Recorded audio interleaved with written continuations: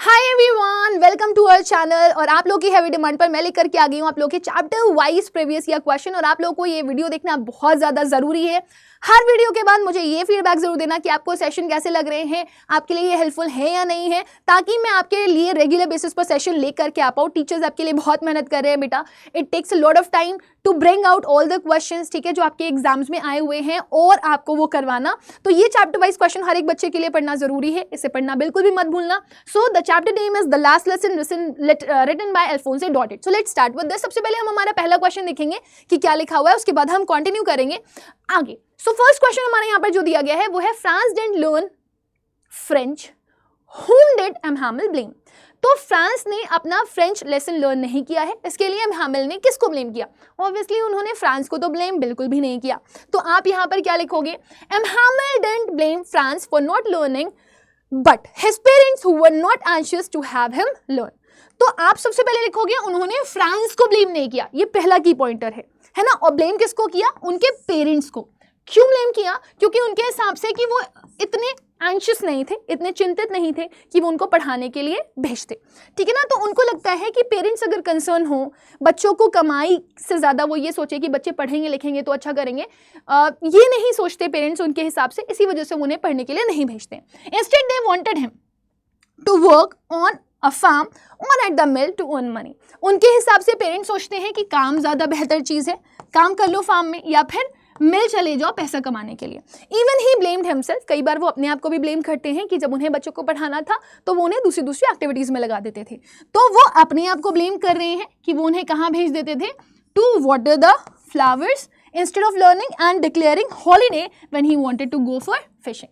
सो जो भी वर्ड्स मैंने अंडरलाइन किए हैं बेटा वो आपके की पॉइंटर्स हैं, उन्हें जरूर से जरूर पढ़ करके जाइएगा for each question. Second question देखते हैं हम क्या लिखा हुआ है हमारे पास। So second question is what was the news which was put up on the bulletin board. तो बुलेटिन बोर्ड में आज तक हमेशा बैड ही न्यूज़ आई हैं, और आज जो न्यूज़ यहाँ पर लगी हुई थी दैट वाज अबाउट कि आज से जो फ्रांस के डिस्ट्रिक्ट है वहाँ पर जर्मन लैंग्वेज पढ़ाई जाएगी instead of French, right. Now look at this, कैसे लिखोगे आप? पिछले 2 सालों में इस बुलेटिन बोर्ड पे हमेशा से बैड न्यूज़ आई हैं, या फिर आप इसको ऐसे भी स्टार्ट कर सकते हो, the news which was put on the bulletin board was bad similar as from the last 2 years। so आप ऐसे लिख सकते हो यहाँ पर पिछले 2 साल से, last 2 years से all the bad news, ठीक है ना। एंड जो बैड न्यूज़ थी वो किसके बारे में थी? About lost battles and orders of the commanding officer displayed on the notice board और द बुलेटिन बोर्ड। तो हमेशा बुरी ही बुरी न्यूज़ यहाँ पर आपको देखने के लिए मिलेगी। उस दिन क्या न्यूज़ थी? The news was that German would be taught in school of Alsace and Lorraine was displayed on the notice board which was made the crowd gather there to read it। और यही वजह थी कि वहाँ पे जितने भी लोग थे वो क्राउड लगा करके, या आप वैसे बोल सकते हो भीड़ में इकट्ठा हो गए थे। Got it? सो आपका पॉइंटर आपको क्लियर हो गया कि वहाँ पर बैड न्यूज़ आ रही थी, पिछले 2 साल से बैड ही न्यूज़ मिल रही थी। बैड न्यूज़ थी किसके बारे में? लॉस्ट बैटल्स के बारे में, ठीक है ना, ऑर्डर ऑफ कमांडिंग ऑफिसर्स के बारे में। और अभी जो न्यूज़ आई थी जिसकी वजह से भीड़ इकट्ठा थी दैट वाज अबाउट कि आज से जर्मन लैंग्वेज पढ़ाई जाएगी, फ्रेंच लैंग्वेज नहीं। Now let's go for the third question, this is also very very important. What changes did the order from Berlin cause in the school that day. School Sunday नहीं था, फिर भी वहाँ पर बहुत शांति थी। एवरीवन वाज सैड, हर कोई regret कर रहा था, है ना, कि हम अपनी फ्रेंच लैंग्वेज को बचा नहीं पाए, हमने ये लैंग्वेज क्यों नहीं पढ़ी, है ना। और हर कुछ बहुत ही साइलेंट सा दिखाई दे रहा था, ऐसे लग रहा था कि सब बहुत दुखी हों और सब बहुत सैड हों। तो आप इसको कैसे लिखोगे? Look at this, the order from the Berlin, ठीक है ना, did a lot of changes in the school that day, ठीक है ना। सो आप कैसे लिखोगे? Order from Berlin brought to a standstill. सबसे पहली चीज जो वहां पर देखने के लिए मिली थी वो थी सब कुछ ठंडा पड़ गया था, शांत था, है ना। जितने भी रूटीन हसल बसल्स थे, अब रूटीन हसल बसल में अगर लॉन्ग आंसर में ये क्वेश्चन आएगा तो क्या लिखोगे? डेस्क के खुलने बंद होने की आवाज़, ठीक है ना, बच्चों के लेसन्स के रिपीट करने की आवाज़ और एम हैमिल के रूलर की आवाज़। संडे मॉर्निंग नहीं थी, फिर भी नहीं आ रही थी, right. Of school life, M Hamel taught lessons with patience and became more sympathetic। M Hamel भी बदले बदले दिखाई दे रहे थे, वो अब स्ट्रिक्ट नहीं थे, वो सिंपैथी के साथ पढ़ा रहे थे, ठीक है ना, अपने स्टूडेंट्स को। जो स्टूडेंट्स थे उनका हाल भी कुछ अलग ही था, वो ज़्यादा अटेंटिव दिख रहे थे क्लासेस में और शांत भी दिख रहे थे, साइलेंट भी दिख रहे थे। इसके अलावा बैक बेंच पे आपको विलेजर्स बैठे हुए दिखाई दे रहे थे जिसमें हॉसर, मेयर और ओल्ड पोस्टमास्टर भी था, राइट। ये कहाँ बैठे हुए थे? बैक बेंच पे, जो हमेशा खाली रहती थी। सबको मतलब बहुत ही शॉकिंग लगा ये कि ये क्यों बैठे हुए हैं, अंटिल इनको ये नहीं पता चल गया कि एम हैमिल का आज लास्ट लेसन है। राइट नाउ ये यहाँ पर क्यों आए थे? To show respect and gratitude to M Hamel and regretted not learning their language often. तो अगर आपसे ये पूछा जाए कि ये लोग आए क्यों थे यहाँ पर, तो एम हैमिल को रिस्पेक्ट देने के लिए, और इनको पछतावा भी था कि इन्होंने अपनी लैंग्वेज कभी क्यों लर्न नहीं करी। सो ये हो गया आपका थर्ड क्वेश्चन। अब हम आते हैं फोर्थ क्वेश्चन पे। This question is also very important. What did France notice that was unusual about the school that day? France को क्या अजीबोगरीब लगा, स्ट्रेंज लगा? संडे मॉर्निंग नहीं थी, स्कूल शांत था, एम हैमिल डिफरेंट कपड़ों में आए हुए थे, बैक बेंचेस जो खाली रहती थी वहां पर कौन बैठा हुआ था? ओल्ड विलेजर्स बैठे हुए थे। सो आप इसको कैसे लिखोगे, कैसे जॉट डाउन करोगे? सबसे पहला, फ्रांस ने नोटिस किया absence of routine hustle and bustle. So that means there was शांति, ठीक है ना, caused by opening and closing of desk, repeating of the lessons and wrapping of the teacher's ruler on the table, ठीक है ना। The usual hustle bustle was replaced by strange stillness that was the characteristic of a school on Sunday morning. So ये बहुत ही weird सी चीज़ थी। इसके अलावा अगर ये लॉन्ग आंसर्स में आ जाता है तो आप 2 पॉइंटर्स और ऐड करोगे, एम हैमिल का डिफरेंट ड्रेस, और दूसरा pointer which is also very important कि बैक बेंचर्स जो खाली होती थी, ठीक है ना, बैक बेंचर्स जहाँ पर नहीं होते थे वहाँ पर बैक बेंचर्स के तौर पर कौन बैठा हुआ था? Old villagers. अगले क्वेश्चन पे चलेंगे, कह रहा है what did M Hamel say about French language. M Hamel ने फ्रेंच लैंग्वेज के बारे में क्या बोला? कि वो दुनिया की सबसे खूबसूरत लैंग्वेज है, सबसे प्यारी लैंग्वेज है, उससे कोई अच्छी लैंग्वेज हो ही नहीं सकती, क्योंकि एम हैमिल बहुत ज़्यादा रिस्पेक्ट करते थे अपनी लैंग्वेज को। सो उन्होंने क्या कहा? That this is the most beautiful language in the world. उन्होंने कहा ये सबसे क्लियरेस्ट लैंग्वेज है और सबसे लॉजिकल लैंग्वेज है, ठीक है ना। उन्होंने रिक्वेस्ट भी करी कि आप लोगों ने इसको क्या करना है? गार्ड करना है, ठीक है, because it will work as a की।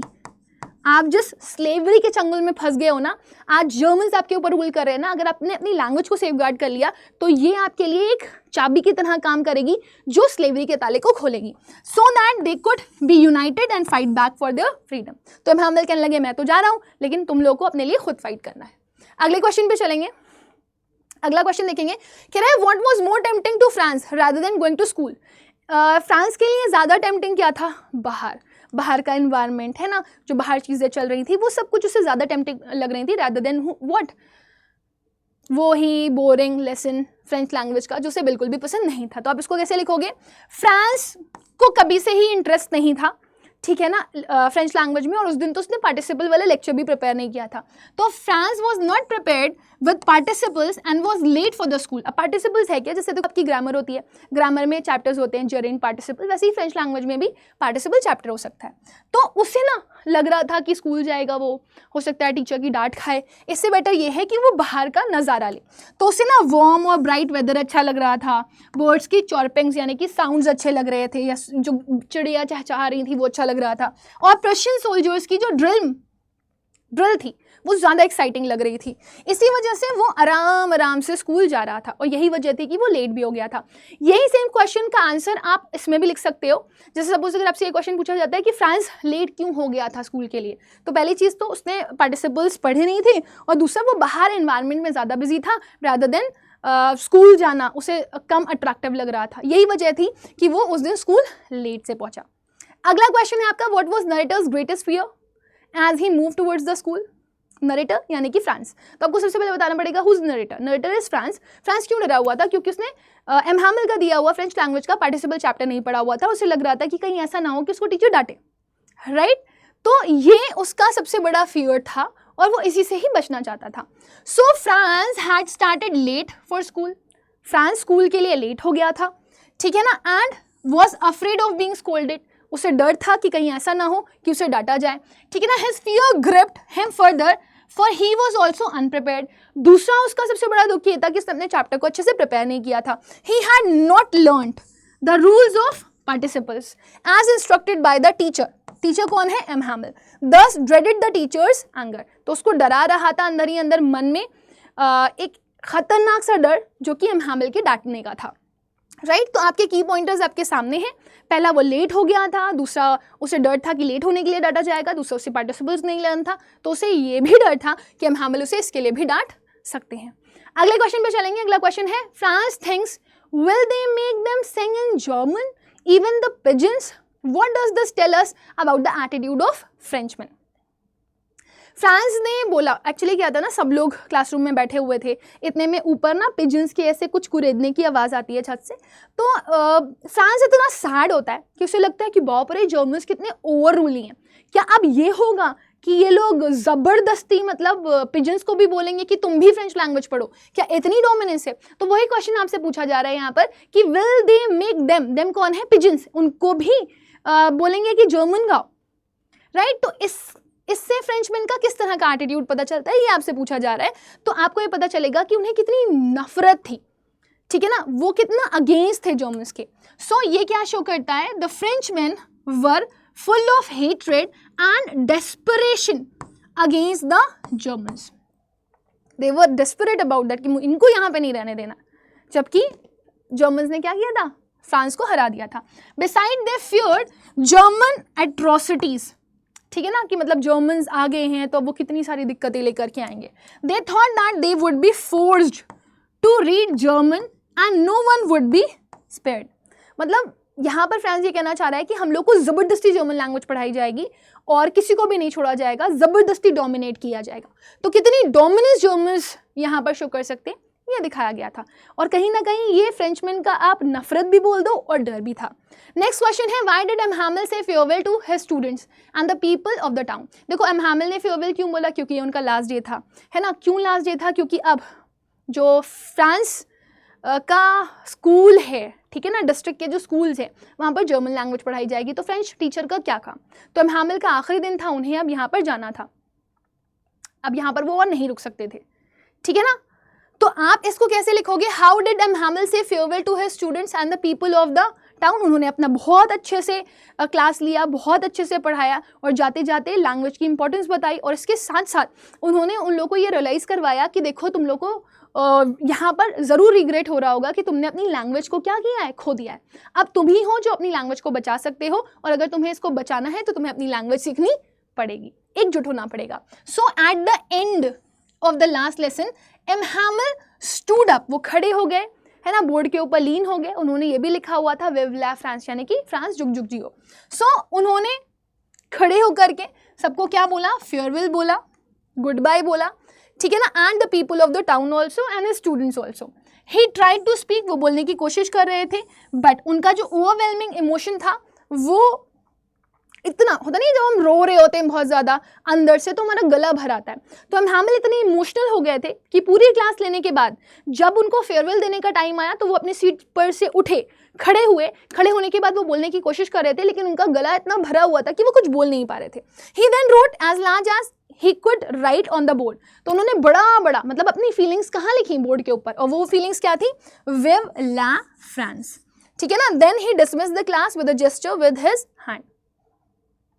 फिर उन्होंने बोला चलो ठीक है, मेरे पास अब बोलने के लिए बहुत कुछ बचा नहीं है, मेरा मन पूरा भरा हुआ है तो मैं कुछ बोलता नहीं हूँ, लिख देता हूँ। उन्होंने बोला लॉन्ग लिव फ्रांस बोर्ड पर लिख करके और चुपचाप क्लास को क्या कर दिया, डिसमिस कर दिया। मतलब इट वाज लाइक शांति से सब कुछ सॉर्ट हो गया बिना किसी डिस्कशन के।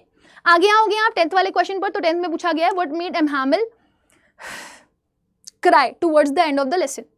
एमहामिल क्यों नहीं रोएंगे, वो स्कूल जिसको उन्होंने 40 साल दिए थे, वो लैंग्वेज जिसको वो इतना प्यार करते थे, वो उस जगह से, उस लैंग्वेज से दूर हो रहे थे and he was so much sad about this, ठीक है ना।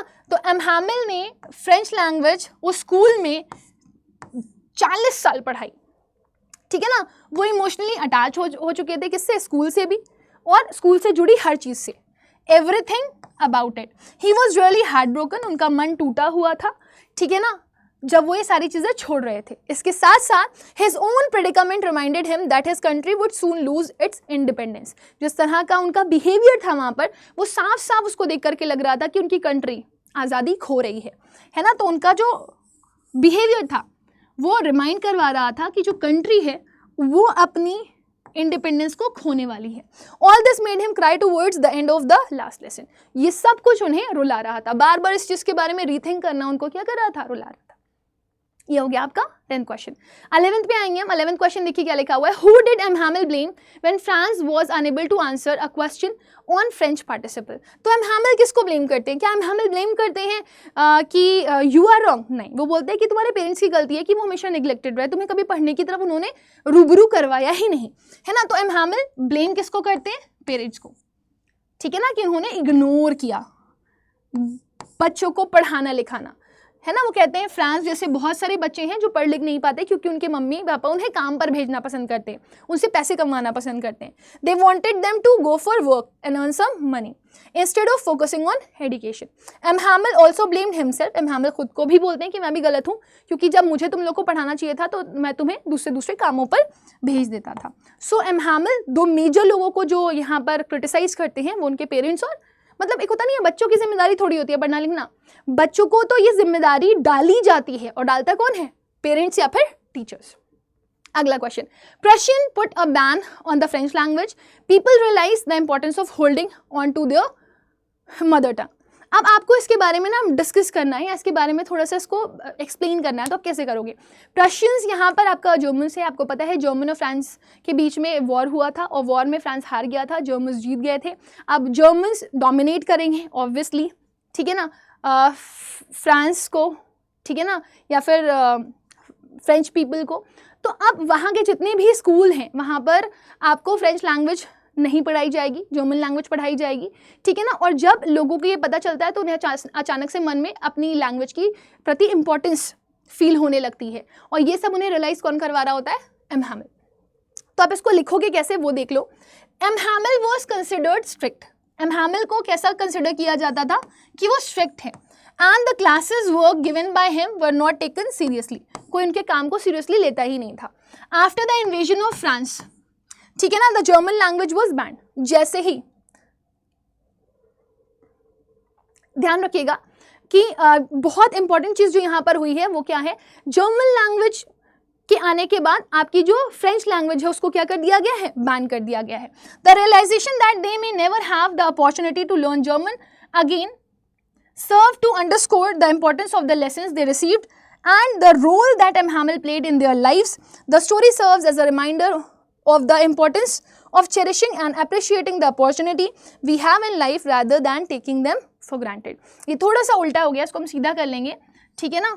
तो जर्मन्स आ चुके हैं कहाँ? फ्रांस में, और उन्होंने फ्रेंच लैंग्वेज की जगह पर जर्मन लैंग्वेज को क्या कर दिया है? हावी कर दिया है। तो बैन क्या हुआ है? फ्रेंच लैंग्वेज बैन हुई है। Realisation that they may never get the opportunity to learn French again. अब जितने भी वहाँ के लोग हैं, फ्रांस के लोग, उन्हें लग रहा है कि अब वो फ्रेंच लैंग्वेज दोबारा कभी नहीं सीख पाएंगे, right. So it again serves to underscore the importance of the lessons. तो उन्हें ये चीज़ रियलाइज होती है कि कितना इंपॉर्टेंट था उनके लिए to learn the lesson they received and the role of M Hamel. फिर उन्हें ये भी पता चलता है कि जो लैंग्वेज पढ़ा रहा था वो बंदा कितना इंपॉर्टेंट था, ठीक है ना, उनकी लाइफ के लिए। The story serves as a reminder of the importance of cherishing and appreciating the opportunities we have in life. ये स्टोरी हमें बताती है कि कितना ज़रूरी होता है हम उन अपॉर्चुनिटीज़ को चेरिश करें और उन अपॉर्चुनिटीज़ को अप्रिशिएट करें जो हमें लाइफ में मिलती हैं। सो ये आपका नेक्स्ट पॉइंटर है, right. Now we have in life rather than taking them for granted. तो जो भी चीज़ें हमारी ज़िंदगी में है हमें उन्हें अच्छे से सीखना चाहिए, अच्छे से लर्न करना चाहिए, उन्हें कभी भी फॉर ग्रांटेड नहीं लेना चाहिए। नेक्स्ट क्वेश्चन पे चलेंगे हम। अगला क्वेश्चन देखेंगे, कह रहा है what words did M Hamel write on the board before dismissing the last class, what did they mean. उन्होंने बोर्ड पे लिखा विव ला फ्रांस, जिसका मतलब था लॉन्ग लिव फ्रांस, जो दिखा रहा था उनके इमोशंस टुवर्ड्स द लैंग्वेज और उनकी कंट्री के टुवर्ड्स वो कितना ज़्यादा भावुक हैं, है ना, कितना इमोशनली अटैच्ड है। तो before dismissing the last class, ठीक है ना, M Hamel turn to the black board and wrote the phrase vive la France as large as he could. These words means long live France and spoke M Hamel's great love for his country and his deep sense of patriotism. तो ये दिखा रहा है उनका प्यार और उनकी भक्ति फॉर दिस लैंग्वेज। अगला क्वेश्चन देखेंगे हम, हमारे पास क्या लिखा हुआ है, कह रहे हैं what a thunderclap these words were to me. कितने शॉकिंग वर्ड्स थे मेरे लिए ये। What were the words that shocked and surprised the narrator. Narrator कौन है? फ्रांस। फ्रांस को क्या पता चलता है एम हैमिल से कि ये आखिरी लेसन है उसका फ्रेंच लैंग्वेज का, तो उसके लिए ये वर्ड बहुत ही शॉकिंग होते हैं, तभी वो बोलता है कि उसके लिए ये वर्ड थंडर क्लैप की तरह थे। एग्जैजरेशन यहाँ पर किया जा रहा है कि जैसे उसके ऊपर कोई बिजली गिर गई हो, धक्का लग गया उसे बहुत बड़ा, कि आज से वो इस लैंग्वेज को नहीं पढ़ पाएगा। उसे लगता है कि जिस लैंग्वेज का उसने एल भी नहीं सीखा है वो उससे कैसे दूर जा रहा है। तो एम हैमल बच्चों को बताते हैं कि उनका लास्ट फ्रेंच लेसन है, बर्लिन से ऑर्डर आया हुआ है, ठीक है ना, और बर्लिन के ऑर्डर की वजह से ही जितने भी स्कूल्स हैं, ठीक है ना, एल्सास और लॉरेन, वहां पर क्या पढ़ाई जाएगी, जर्मन। ये अनाउंसमेंट थंडर क्लैप था किसके लिए, फ्रांस के लिए। It was a shocking statement. He was left in surprise, वो सरप्राइज था, शॉक था कि वो अब एक नई लैंग्वेज लर्न करने वाला है जो कि उसे पता भी नहीं है क्या है, और उसने अपनी लैंग्वेज को कभी इंपॉर्टेंस दी ही नहीं।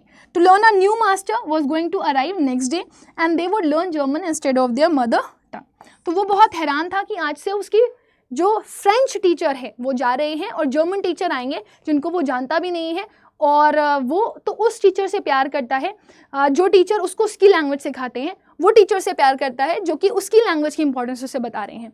तो उसको ये रियलाइजेशन भी होता है कि कितना इंपॉर्टेंट है अपनी लैंग्वेज को सिक्योर करना, और कोई भी इंसान अपनी लैंग्वेज से, अपनी कल्चर से दूर नहीं हो सकता, ठीक है ना। तो ये शॉकिंग एक्सपीरियंस था उसके लिए।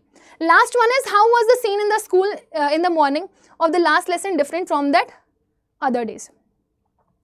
तो बाकी दिनों में क्या रहता था, शोर शराबा मैंने आपको बताया 3 तरह की आवाज़ें कौन कौन सी रहती थी, डेस्क के खुलने बंद होने की, लेसन्स के रिपीट होने की, एम हैमल के रूलर की। लेकिन आज वो आवाज़ें नहीं थी। आज संडे मॉर्निंग जैसा लग रहा था बट था नहीं, वहाँ पर बहुत शांति थी, ठीक है ना। इसके बदले तो अब क्या बोलोगे, usually there used to be great hustle and bustle, ठीक है ना, जब स्कूल शुरू होता है। The din of opening and closing of desk, lessons being repeated in unison, rapping of M Hamel's ruler, ठीक है ना, could be heard out in the street, but that day it was all very quiet and still on Sunday morning.